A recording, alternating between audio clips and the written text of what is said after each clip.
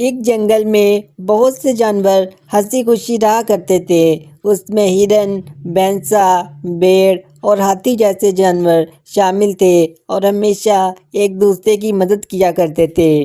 سبھی جانوروں کا کوئی نہ کوئی دوست یا اس کا بھائی بہن ہوتا تھا، لیکن ہرن کا کوئی بہن بھائی نہیں تھا۔ تو ایک دن بھیڑ نے پوچھا، اے ہرن، تیرا کوئی بھی بہن بھائی نہیں ہے؟ تو اکیلا ہی رہتا ہے اس جنگل میں؟ تجھے اکیلا رہنا پسند ہے کیا؟ ارے نہیں، میرے بھی دوست بھی ہیں اور بہن بھائی اور ماں باپ بھی ہے، لیکن وہ دوسرے جنگل میں ہیں۔ وہ بہت جلد اس جنگل میں آئیں گے، پھر میں تم لوگوں کو ان سے ملاؤں گا۔ تم انہیں دیکھ کر بہت ہی خوش ہو جاؤ گے۔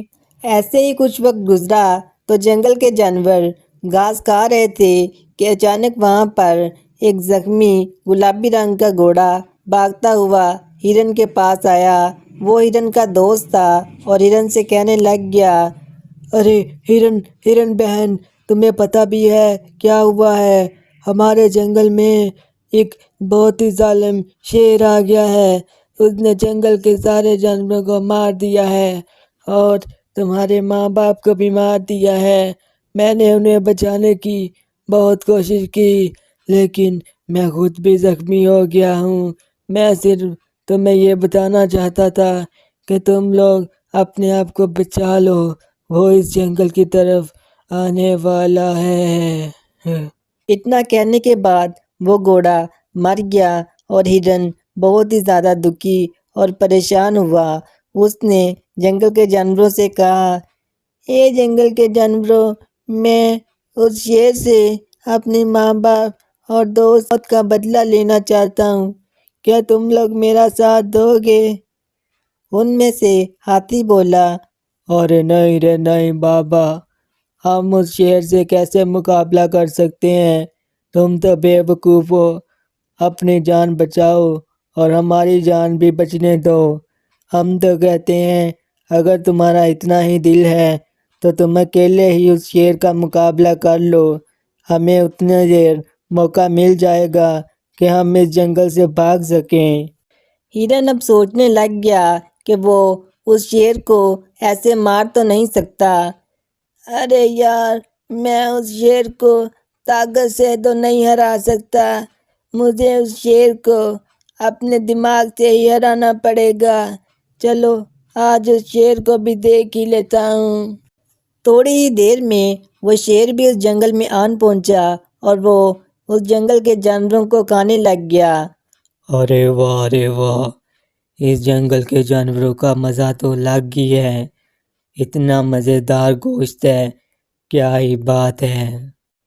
ابھی یہ سب چل ہی رہا تھا کہ اتنے میں وہ ہرن بھی شیر کے پاس آن پہنچا اور اسے کہنے لگ گیا، ارے شیر مہاراج، میں آپ کا ہی انتظار کر رہا تھا، آپ کتنے طاقتور ہیں۔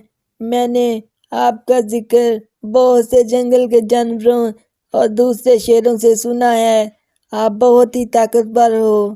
ہمارے اس جنگل میں بھی ایک شیر ہے، آپ مجھے یقین ہے اسے بھی ہرا دیں گے اور اس جنگل پر بھی قبضہ کر لیں گے۔ شیر نے جب ہرن سے اپنی اتنی تعریف سنی تو وہ بہت ہی خوش ہوا اور وہ اسے کہنے لگ گیا، ہاں، میں کسی سے نہیں ڈرتا، چلو تم مجھے اس شیر کے پاس لے چلو، میں اسے بھی ہرا کر اس جنگل پر راج کروں گا۔ ہرن اس شیر کو لے کر وہاں سے چلا گیا۔ راستے میں ایک ندی آئی تو اس ہرن نے شیر سے کہا، ارے مہاراج، آپ کو پتہ ہے ہمارے جنگل کا بادشاہ ایک وقت میں اس ندی کا پورا پانی پی جاتا ہے، لیکن مجھے یقین ہے کہ آپ اس سے زیادہ طاقتور ہیں، آپ اسے ہرا ہی دیں گے۔ شیر نے جب یہ بات سنی تو اس نے ہرن سے پوچھا، ارے کیا کہہ رہے ہو تم؟ اس جنگل کا راجا اتنا بڑا شیر ہے؟ جی مہاراج، وہ بہت بڑا ہے، لیکن مجھے یقین ہے آپ اسے ہرا دیں گے۔ جب شیر نے ہرن کے منہ سے اپنی تعریف سنی تو وہ اب کچھ نہ کر سکتا تھا، کیونکہ اس کی بے عزتی ہونی تھی اگر وہ وہاں سے ڈر کر بھاگتا تو۔ جب وہ تھوڑا سا آگے گیا تو کافی زیادہ ہڈیاں پڑی ہوئی تھیں، تو ہرن نے شیر سے کہا، اے شیر، تجھے پتہ ہے ہمارے جنگل کے بادشاہ کا یہ صرف ایک وقت کا ناشتہ ہوتا ہے، وہ اتنے جانوروں کو ایک وقت میں کھاتا ہے۔ شیر اب پوری طرح ڈر چکا تھا، لیکن وہ ہرن کو نہیں بتا سکتا تھا کیونکہ یہ اس کی عزت کا سوال تھا۔ ہرن اسے تھوڑا سا آگے لے کر گیا تو ایک چٹان پر سے بہت بڑے بڑے پتھر نیچے گرے، تو ہرن نے کہا، ارے او شیر، یہ پتھر دیکھ رہے ہو، یہ اس لیے گرے ہیں کیونکہ اس جنگل کا شیر جب بھی دوڑتا ہے تو اس کی داڑھ سے یہ پتھر نیچے گر جاتے ہیں، لیکن تم فکر مت کرو، مجھے پتہ ہے کہ تم اسے ضرور ہرا دو گے اور ضرور جیت جاؤ گے۔ شیر من ہی من سوچ رہا تھا کہ وہ کتنا بڑا اور بھیانک شیر ہوگا جس کی وجہ سے یہ اتنے بڑے بڑے پتھر نیچے گر رہے ہیں۔ آخر کار ہرن اسے ایک غار کے پاس لے کر گیا اور اسے کہنے لگا، ارے او شیر، اسی غار کے اندر ہی وہ دوسرا شیر رہتا ہے، جاؤ اور اس سے مقابلہ کرو، بلکہ تم ایسا کرو یہاں سے ہی دوڑ دو، اسے پتہ چل جائے گا کہ تم آ گئے ہو، پھر وہ خود ہی باہر آ جائے گا۔ شیر نے جب ہرن کی بات سنی تو وہ دوڑنے لگا، لیکن ڈر کے مارے اس کی آواز نہیں نکل رہی تھی، لیکن کوشش کر کے آخر اس نے دوڑ ہی لیا۔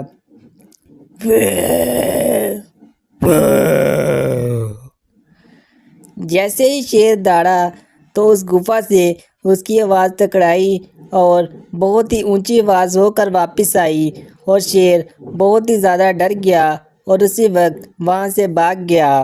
شیر بھاگتا ہوا جنگل میں سے گزر رہا تھا کہ اچانک اس کی پونچھ ایک جھاڑی میں پھنس گئی اور اس نے سمجھا کہ شاید اسی شیر نے اسے پیچھے سے پکڑ لیا ہے۔ وہ بہت زیادہ ڈر گیا اور اس کی سانس پھولنے لگ گئی، اور اسی ڈر کے مارے اس کو ہارٹ اٹیک ہو گیا اور وہ وہیں پر مر گیا۔